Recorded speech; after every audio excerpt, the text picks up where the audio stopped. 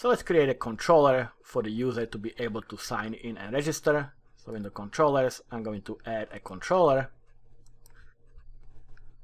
And I'm going to call this one security controller. I'm going to delete the index action. We don't need that. And the first thing we need is to create a user manager, the role manager, and then the sign-in manager. So this way, we are going to be able to manage the users, manage the roles, and also manage the sign-ins. So I'm going to create private variables for these, and these are going to be all read-only.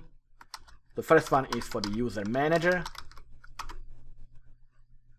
And the user manager is for our user, and we have a class for that we created, the app identity user. I'll call it user manager. Let's create the next one. So this is gonna be private read only, and this is gonna be for the role manager. So these are all the identity classes, the user manager, role manager, as well as the sign-in manager, and we are passing in it our classes that we created. And the role manager that we created only really has the description of the role, so we pass that app identity role into it. And I'll call it role manager.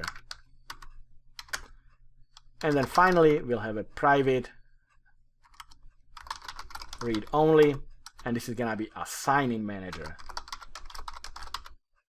And again, we are going to pass into it not the role, because the sign-in manager has nothing to do with the roles. We are signing in a user, so we pass in the app identity user.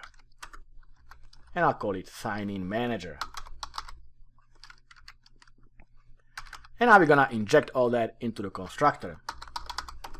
So I'm gonna create a constructor, and I'm going to pass in the user manager for the app identity user.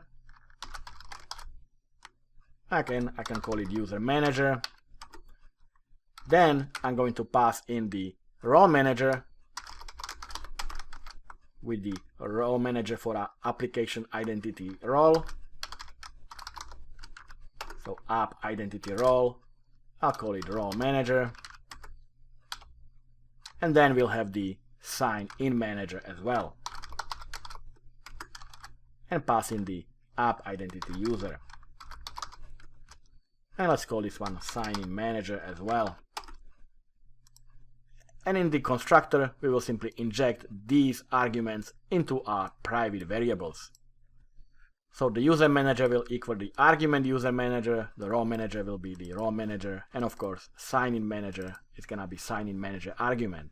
Now since they are called the same, I need to have the this keyword to refer to my local variables. So this is the user manager private read-only variable that will equal the user manager, which is the argument in the constructor.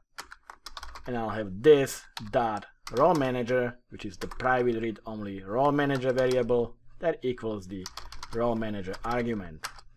And I'm sure you already know that this dot sign-in manager refers to the variable private read-only sign-in manager that equals the sign-in manager argument.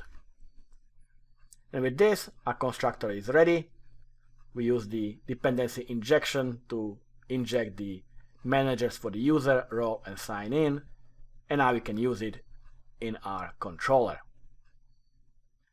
So next, let's create actions for the registration.